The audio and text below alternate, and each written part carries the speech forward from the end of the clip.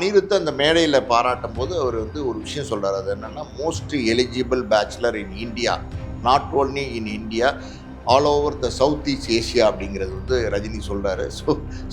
சொல்லும் போது talent, money, character, family background எல்லாமே இருக்கு, வாட் நாட் அப்படிங்கிற மாதிரி ரஜினி அந்த மேடையில் பேசியிருக்காரு. அதில் ஒரு விஷயம் மட்டும் புரியுது, என்ன அப்படின்னா அனிருத்துக்கு பொண்ணு பார்த்துட்டு இருக்காங்க.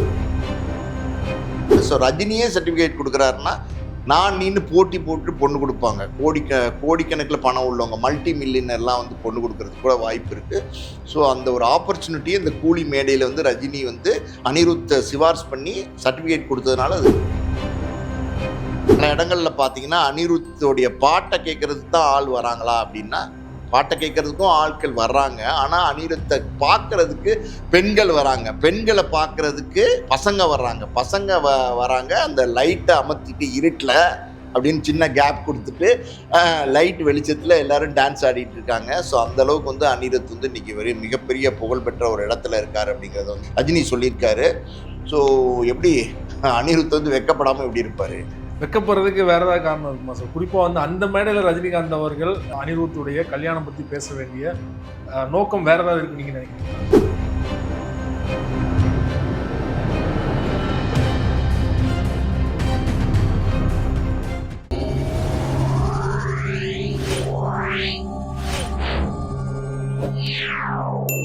மீடியா சர்க்கிள் நேயர்களுக்கு வணக்கம். இன்றைக்கு நம்மோடு நேர்காணலுக்காக ஆஸ்கார் மூவிஸ் தயாரிப்பாளரும் திரைத்திறனாய்வாளருமான பாலாஜி பிரபு அவர்கள் நம்மோடு இருந்திருக்கிறார். அவரோடு பேசலாம். வணக்கம் சார். வணக்கம். கூலி திரைப்படம் நாளை மறுநாள் வெளியாக இருக்குது. நேற்று தான் பார்த்தீங்கன்னா ஆடியோ லான்ச்சில் எல்லாரும் பேசின வீடியோஸையும் தொடர்ச்சியாக சன் பிக்சர்ஸ் சார்பாக போட்டுட்டு இருக்காங்க. அதில் ரஜினிகாந்த் அவர்கள் பேசினது வந்து முழு வீடியோமே வந்துருச்சு. கிட்டத்தட்ட 3 மில்லியனுக்கு மேலே போயிட்டு இருக்கு வியூஸு. அதில் எல்லாரும் பற்றியும் பாராட்டி தான் பேசினார். குறிப்பாக அனிருத் பற்றி எல்லா மேடையிலையுமே பாராட்டி பேசுவார், பட சம்பந்தமாக பேசுவார். ஆனால் இதில் பார்த்தீங்கன்னா அவருடைய பர்சனல் லைஃப் பற்றி நிறையா பேசுகிறாரு. Most eligible, most wanted bachelor அப்படின்லாம் சொல்லியிருக்காரு இல்லையா?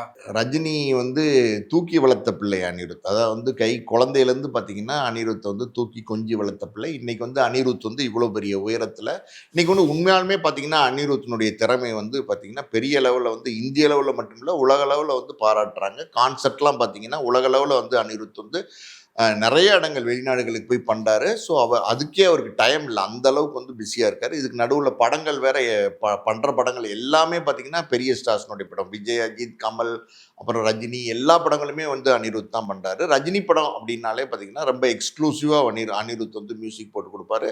நிறையா படங்களில் நம்ம பார்த்துருக்கோம். இப்போ கூலியோட மியூசிக் கூட சூப்பராக இருக்குது. ஸோ அனிருத் அந்த மேடையில் பாராட்டும் போது அவர் வந்து ஒரு விஷயம் சொல்கிறார். அது என்னென்னா, most eligible bachelor in India, not only in India, all over the south east Asia அப்படிங்கிறது வந்து ரஜினி சொல்கிறாரு. சொல்லும் போது என்ன சொல்கிறாருன்னா, அதாவது வந்து talent, money, character, family background எல்லாமே இருக்குது, வாட் நாட் அப்படிங்கிற மாதிரி ரஜினி அந்த மேடையில் பேசியிருக்காரு. நீங்கள் சொன்ன மாதிரி வந்து படத்தை தாண்டி வந்து பர்சனலாக வந்து அனிருத்தை புகழ்ந்து பேசியிருக்காரா அப்படின்னா நிச்சயமாக வந்து புகழ்ந்து பேசியிருக்கார். ஸோ அதில் ஒரு விஷயம் மட்டும் புரியுது, என்ன அப்படின்னா அனிருத்துக்கு பொண்ணு பார்த்துட்டு இருக்காங்கன்னு நினைக்கிறேன். அதனால் வந்து அதாவது வந்து most wanted, most eligible bachelor அனிருத்துங்கிறது வந்து ரஜினியே சர்டிஃபிகேட் கொடுக்குறாரு. ஸோ ரஜினியே சர்டிஃபிகேட் கொடுக்குறாருன்னா நான் நீன்னு போட்டி போட்டு பொண்ணு கொடுப்பாங்க. கோடிக்கணக்கில் பணம் உள்ளவங்க, மல்டி மில்லியனர்லாம் வந்து பொண்ணு கொடுக்கறதுக்கு கூட வாய்ப்பு இருக்குது. ஸோ அந்த ஒரு ஆப்பர்ச்சுனிட்டியை இந்த கூலி மேடையில் வந்து ரஜினி வந்து அனிருத்தை சிபாரிசு பண்ணி சர்டிஃபிகேட் கொடுத்ததுனால அது அமைச்சு கொடுத்துருக்காரு. ரஜினி பேச பேச அனிருத்துமே மேடைக்கு முன்னாடி உட்காந்துட்டு வெக்கப்பட்டு சிரிச்சுக்கிட்டே இருந்தாரு சார். ரஜினி அந்த ஆடியோ வெளியீட்டில் பார்த்தீங்கன்னா மொத்தமாகவே பார்த்தீங்கன்னா ரொம்ப ஜாலியாக பேசியிருந்தார். நிறைய விஷயங்களை வந்து எல்லாரையும் கிண்டல் பண்ண மாதிரி தான் பேசியிருந்தார். லோகேஷ் எல்லாம் பார்த்தீங்கன்னா அவர் கொடுத்த இன்டர்வியூவை பற்றியெல்லாம் ரஜினி சொல்லும் போது நான் வந்து முதல்ல வந்து நின்றுக்கிட்டு பார்த்தேன், அப்புறம் உட்காந்து பார்த்தேன், அப்புறம் சாஞ்சிட்டு பார்த்தேன், அப்புறம் படுத்து பார்த்தேன், அப்புறம் தூங்கி எந்திரிச்சு பார்த்தேன், அப்பயும் இன்டர்வியூ ஓடிட்டு இருக்குன்னு லோகேஷை பற்றி சொன்னார். இப்போ லோகேஷும் பார்த்தீங்கன்னா வைக்கப்பட்டு சிரிச்சார். ஸோ ரஜினி எல்லா யங்ஸ்டர்ஸையும் வந்து கலகலன்னு பாராட்டி தான் பேசினார். குறிப்பாக அனிருத்தை பற்றி பேசும்போது இன்னும் ஒரு படி மேலே போய், அதாவது வந்து அனிருத் வந்து உலக அளவில் வந்து கான்சர்ட் பண்ணிட்டு இருக்காரு. பல இடங்களில் பார்த்தீங்கன்னா அனிருத்தோடைய பாட்டை கேட்கறதுக்கு தான் ஆள் வராங்களா அப்படின்னா, பாட்டை கேட்கறதுக்கும் ஆட்கள் வர்றாங்க. ஆனால் அனிருத்தை பார்க்கறதுக்கு பெண்கள் வராங்க, பெண்களை பார்க்கறதுக்கு பசங்க வர்றாங்க, பசங்க வராங்க. அந்த லைட்டை அமர்த்திட்டு இருட்டில் அப்படின்னு சின்ன கேப் கொடுத்துட்டு லைட் வெளிச்சத்தில் எல்லாரும் டான்ஸ் ஆடிட்டு இருக்காங்க. ஸோ அந்த அளவுக்கு வந்து அனிருத் வந்து இன்னைக்கு மிகப்பெரிய புகழ்பெற்ற ஒரு இடத்துல இருக்காரு அப்படிங்கிறத வந்து ரஜினி சொல்லியிருக்காரு. ஸோ எப்படி அனிருத் வந்து வெக்கப்படாமல் எப்படி இருப்பார்? வெக்கப்படுறதுக்கு வேற ஏதாவது காரணம் இருக்குமா சார்? குறிப்பா வந்து அந்த மேடையில ரஜினிகாந்த் அவர்கள் அனிருத்துடைய கல்யாணம் பத்தி பேச வேண்டிய நோக்கம் வேற ஏதாவது இருக்கு நீங்க நினைக்கிறீங்களா? இல்லை, கல்யாணத்தை பற்றி ஒன்றும் பேசல. Okay. மோஸ்ட் எலிஜிபிள் பேச்சுலர்னு ரஜினி வந்து சர்டிஃபிகேட் கொடுத்துருக்காரு. ஓகேவா?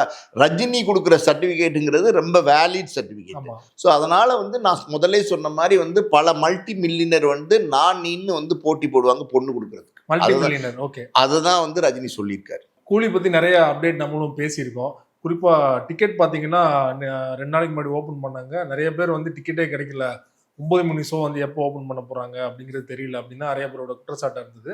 சென்னையில வந்து முக்கியமான தேட்டர்ல பாத்தீங்கன்னா எல்லாத்துலயுமே 1000 ரூபாய் டிக்கெட்டு, 2000 ரூபாய் டிக்கெட்டு, ஏன் 3500 ரூபாய் வரை டிக்கெட் விற்கிறாங்க இல்லையா? இந்த டிக்கெட்டுங்கிறது வந்து கூலி படத்தை பொறுத்த வரைக்கும் ஃபர்ஸ்ட் டே ஃபர்ஸ்ட் ஷோக்கோ இல்லை ஃபர்ஸ்ட் டேக்கோ எங்கேயுமே இப்போ கிடைக்கல, டிக்கெட் இல்ல. எங்கேயுமே அவைலபிள் இல்லை. முதல் 4 நாள் டிக்கெட், அதாவது வியாழன் வெள்ளி சனி ஞாயிறு 4 நாள் டிக்கெட்டுமே பார்த்தீங்கன்னா மொத்தமாக விற்று தீர்த்துருச்சு. டிக்கெட் நியூ புக் மை ஷோலையெல்லாம் பார்த்தீங்கன்னா கிட்டத்தட்ட 10 லட்சம் டிக்கெட் விற்றுருச்சு. உலக அளவில் பார்த்தீங்கன்னா 5 மில்லியன் டிக்கெட் வந்து ப்ரீ புக்கிங்லேயே வித்துருச்சுங்கிறாங்க. கிட்டத்தட்ட 100 கோடி ரூபாய்க்கு மேலே இதுவே கலெக்ட் பண்ணிருச்சுங்கிறாங்க. ஸோ பெரிய வரவேற்பு கூலியை பொறுத்த வரைக்கும் உலக அளவில் வந்து பெரிய வரவேற்பு. அது எப்படி இவ்வளோ பெரிய ஹைப் வந்து கூலிக்கு வந்துச்சுன்னு தெரில. எல்லாருமே பார்த்தீங்கன்னா கூலி கூலி கூலின்னு பேசி, அதுவும் சேட்டலைட் சேனல்ஸில், யூடியூப் சேனல்ஸில் பப்ளிக் எல்லாருமே கூலியை பற்றி பேசி மிகப்பெரிய ஹைப்பை கூலி கிரியேட் பண்ணிடுச்சு. எங்கேயுமே டிக்கெட் இல்லாத சூழ்நிலையில் எப்படியாவது ஃபர்ஸ்ட் டே ஃபர்ஸ்ட் ஷோ பார்க்கணுன்னு எல்லாருமே ஆசைப்படுறாங்க. நீங்கள் பார்த்தீங்கன்னா பல ஐடி கம்பெனிஸ்ல எல்லாம் பார்த்தீங்கன்னா வியாழக்கிழமை அன்னைக்கு நிறைய பேர் லீவ் கேட்டு போயிருக்காங்க. அதாவது வந்து எனக்கு லீவ் வேணும், எனக்கு வந்து கல்யாணம் இருக்குது, இப்போ தெரிஞ்சவங்க கல்யாணம் இருக்குது, நிச்சயார்த்தம் இருக்குது, சீமந்தம் இருக்குது, அப்படி இப்படின்னு தொடர்ந்து லீவ் கேட்குறத பார்த்துட்டு ஐடி கம்பெனியோடைய எப்படி சொல்கிறது ஜிஎம் எல்லாம் ஒரு முடிவுக்கு வந்து, அதாவது வந்து நிறைய ஐடி கம்பெனிஸ் வந்து கூலி அன்னைக்கு லீவ் விட்டாங்க. கூலி லீவு நீங்கள் கூலியோடு கொடுக்குறோம், போயிட்டு வாங்க, நீங்கள் இந்த லீவெல்லாம் கேட்காதீங்கன்னு சொல்லிட்டாங்க.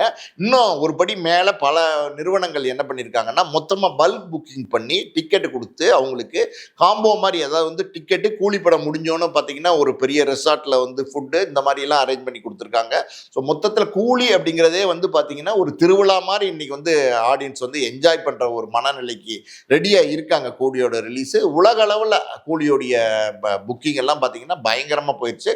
இப்போ யூகே லண்டன்ல எல்லாம் எடுத்துக்கிட்டிங்கன்னா ஆல்ரெடி பார்த்தீங்கன்னா புக்கிங் முடிஞ்சிருச்சு, எல்லா தியேட்டர்லையுமே புக்கிங் முடிஞ்சிருச்சு. ஆனால் இன்னும் பல பேர் வந்து கூலி டிக்கெட்னுடைய ஆஃபர், அதாவது நிறைய டிமாண்ட் இருக்கிறதுனால இன்னும் சில ஸ்க்ரீன்ஸ் லண்டன்ல எல்லாம் அதிகப்படுத்துகிறாங்க, யூஎஸ்ஏல அதிகப்படுத்துகிறாங்க. யூஎஸ்ஏடைய பப்ளிசிட்டி ஸ்டைல் இருக்குது பார்த்தீங்களா, சன் டிவி எங்கேயுமே பப்ளிசிட்டி பண்ணுறது நிறுத்திட்டாங்க. பப்ளிசிட்டி காஸ்டே சன் டிவிக்கு இல்லைன்னு சொல்லலாம். அந்த அளவுக்கு பார்த்தீங்கன்னா பப்ளிசிட்டி பண்ணாமல், சன் டிவி அஃபிஷியல் பப்ளிசிட்டி பண்ணாமல் எல்லா பக்கமும் வந்து பெரிய பப்ளிசிட்டி பண்ணுறாங்க. யூஎஸ்ஏல எல்லாம் பார்த்தீங்கன்னா அங்கே நம்ம தமிழர்கள் வந்து ஹோட்டல்ஸ் வச்சுருப்பாங்க, ட்ராவல்ஸ் வச்சுருப்பாங்க, நிறைய பிஸ்னஸ் பண்ணிட்டு இருப்பாங்கல்ல, அவங்களே பார்த்தீங்கன்னா கூலியோடைய பப்ளிசிட்டியை வந்து பெரிய லெவலில் ப்ரமோட் பண்ண ஆரம்பிச்சிட்டாங்க. மலேசியா பொறுத்த வரைக்கும் அவர் தத்தோ மாலிக், அவர் மிகப்பெரிய டிஸ்ட்ரிபியூட்டர், அவர் வந்து வாங்கியிருக்காரு. ஆல்ரெடி நம்ம பேசியிருந்தோம், கூலியோட பேட்ச் எல்லாம் வந்து மலேசியாவில் எல்லா பக்கமும் கூலி பேட்ச் வந்து டிஸ்ட்ரிபியூட் பண்ணிட்டு இருக்காருன்னு. ஸோ ப்ரொமோஷன் அப்படின்னும் போது பெரிய அளவில் உலக அளவில் நாடுகளில் பண்ணிட்டு இருக்காங்க. இப்போ நீங்கள் நார்த் இந்தியா பாம்பேயை பொறுத்த வரைக்கும் பார்த்தீங்கன்னா அந்த ட்ரெயின் மெட்ரோ ட்ரெயின்ஸ்லாம் இருக்குது பார்த்தீங்களா, அதுலாம் கூலி பப்ளிசிட்டி, எல்லா பக்கமும் கூலியோடைய பப்ளிசிட்டி ஸ்டிக்கர் ஒட்டி வந்து ட்ரெயின் எல்லாம் போயிட்டுருக்கு. அமீர் கான் வந்து மல்டிப்ளெக்ஸ் தேட்டர் மட்டும் இல்லாமல் ஐமேக்ஸ் தேட்டர் எல்லாமே வந்து, அதாவது வார் 2க்கு என்ன தேட்டர் கிடைக்குதோ அதே அளவு கூலிக்கும் கிடைக்கணும்னு சொல்லி பல இடங்களில் அவர் வாங்கி கொடுத்துட்ருக்கார். கூலிக்கான பெரிய ப்ரொமோஷனை அவர் அங்கே நார்த் இந்தியாவில் பண்ணிட்டு இருக்காரு. நாகார்ஜுனா அவர் தெலுங்கானா வந்து ஹைதராபாத் இங்கெல்லாம் பார்த்தீங்கன்னா, அதாவது ஆந்திராலையெல்லாம் பார்த்தீங்கன்னா பெரிய ப்ரொமோஷன் பண்ணிட்டு இருக்காரு. இதில் என்ன ஆச்சரியம்னா சார், அதாவது வந்து ஒரு தமிழ் நடிகர், தமிழ் படம், ஆக்சுவலி இது உண்மையாலுமே பார்த்தீங்கன்னா தமிழ் படம், பேன் இண்டியா படம், பேன் இண்டியா நடிகர்கள்லாம் நடிச்சிருக்காங்க. இருந்தாலும் பார்த்தீங்கன்னா ஒரு தமிழ் நடிகருக்கு ஆந்திராலையும் பார்த்தீங்கன்னா பயங்கரமான புக்கிங். நீங்கள் சொல்கிறீங்க தமிழ்நாட்டில் வந்து 3000, 2000, 1500 டிக்கெட் வித்துட்டு இருக்குன்னு. தமிழ்நாட்டில் விற்றா ஆச்சரியப்படுறதுக்கு இல்லை, ஏன்னா அந்த அளவுக்கு ரஜினிக்குடைய ஃபேம் இங்கே இருக்குது. ஆந்திராலையும் அந்த அளவுக்கு விற்கிது. கேரளாலையும் பார்த்தீங்கன்னா பெரிய டிமாண்ட். கேரளாவில் 3 கோடி ரூபாய்க்கு மேலே இது வரைக்கும் டிக்கெட் விற்று தீர்த்துருக்கு. ஸோ இதெல்லாம் எப்படி சொல்லி, கர்நாடகா பெங்களூரில் பயங்கரமாக பிளாக்ல டிக்கெட் போயிட்டு இருக்கு.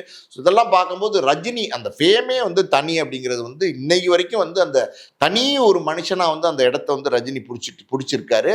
இங்கே நம்ம முக்கியமாக பல விஷயம் பேசணும் அப்படின்னா, கூலி வார் 2, அது வந்து வார் 2 வந்து ரித்திக் ரோஷன், அப்புறம் வந்து ஜூனியர் என்டிஆர் நடிச்சிருக்காங்க. இருக்காங்க. இவங்க 2 பேரும் நடித்த பெரிய ஸ்டார் காஸ்ட் படம் ஒரே நாளில் வருது அப்படின்னும் போது இது எப்படி இருக்கும் போட்டி? ஒருவேளை கூலிக்கு வார் 2 வரதுனால கலெக்ஷன் பாதிப்பு இருக்குமா அப்படிங்கிறத மாதிரியெல்லாம் பேச்சு இருந்துச்சு. இப்போ பாருங்க, வார் 2 வந்து யாருமே கவனிக்கவே இல்லை. யாருமே பெரிய புக்கிங்கே வார் 2 பண்ணலை. எல்லா பக்கமும் வந்து உலகளவில் கூலி புக்கிங் பெரிய லெவலில் போயிட்டு இருக்கு. வார் 2 வந்து உலகளவில் பார்த்தீங்கன்னா புக்கிங் வந்து ரொம்ப மந்தமாக போயிட்டு இருக்கு. ஸோ இதெல்லாம் பார்க்கும்போது ரஜினி அந்த இடம் அது வேற யாருக்கும் கிடையாதுங்கிறத தொடர்ந்து வந்து 50 வருஷமா அவர் நிரூபிச்சுட்டு வராரு. ஸோ இன்னும் பல விதமான அப்டேட்ஸ் வந்து கூலி இப்போ நோக்கி வந்துகிட்டே இருக்கு. அதாவது இன்னும் 2 நாள் தான் இருக்கு கூலி. நடுவில் ஒரு நாள் இருக்கு, புதன்கிழமை இருக்கு, வியாழக்கிழமை படம் தியேட்டரில் ஓட போகுது. இதுக்குள்ள பார்த்தீங்கன்னா செகண்ட் ஹாஃப் படம் பார்த்தவங்க சொல்றாங்க, செகண்ட் ஹாஃப்ல அதாவது வந்து ஒரு ஃப்ளாஷ்பேக் போர்ஷன் இருக்கு ரஜினிக்கு. அந்த ஃப்ளாஷ்பேக் போர்ஷன்லாம் பார்த்தீங்கன்னா அதாவது பட்டையை கிளப்புற மாதிரி வந்து ரஜினி வந்து பெர்ஃபார்மன்ஸ் பண்ணியிருக்காருங்கிறாங்க. அது என்ன சொல்றாங்கன்னா எக்ஸ்ட்ராடினரியா இருக்கு அந்த பெர்ஃபார்மன்ஸுங்கிறாங்க. ஒரு 74 வயசுல இவ்வளவு தூரம் மாசா கிளாஸா, அதாவது வந்து எனர்ஜெட்டிக்கா ஒரு நடிகர் பண்ண முடியுமா? இன்னைக்கு இருக்கிற யங்ஸ்டர்ஸ்க்கு ஈக்குவலா பண்ண முடியுமா அப்படின்னா அப்படி ஒரு நடிப்பு வந்து கொடுத்துருக்காரு. அதாவது வந்து ரசிகர்களுக்கு கூலி படத்தை பொறுத்த வரைக்கும் ரஜினியோட அந்த ஃபிளாஷ்பேக்ல ஒரு 20 நிமிஷம் வர நடிப்பு இருக்கு பார்த்தீங்களா, அதுவே எக்ஸலண்டா இருக்கும் அப்படிங்கிறாங்க. ஜெயிலர்லேயே பார்த்தீங்கன்னா அந்த ஹுக்கும் போர்ஷன் வந்து பெரிய லெவலில் பேசப்பட்டது. இதுல வந்து வேற மாதிரி இருக்கு, பழைய விண்டேஜ் ரஜினி அதை வந்து நம்ம பார்க்கலாம் அப்படின்னு சொல்றாங்க. ஸோ நிறைய விஷயங்கள் கூலி அப்படின்னும் போது இன்னைக்கு வந்து எல்லா பக்கமுமே talk of the town, talk of the world Coolie. எப்படி வந்து ரஜினி சொன்னார் இல்லையா, அதாவது வந்து அனிருத்தை சொல்லும் போது அதாவது வந்து அனிருத் வந்து eligible bachelor not only in India even இந்த சவுத் ஈஸ்ட் ஏசியா அப்படின்னு சொன்னார் இல்லையா. அதே மாதிரி பார்த்தீங்கன்னா கூலி வந்து not only in India, world லெவலில் வந்து இன்னைக்கு வந்து பெரிய எதிர்பார்ப்பை கிரியேட் பண்ணியிருக்கு. ஃபர்ஸ்ட் ஷோலாம் வந்து பார்த்தீங்கன்னா தியேட்டர் வந்து திருவிழா கோலமாக இருக்கும் அப்படின்னு சொல்கிறாங்க.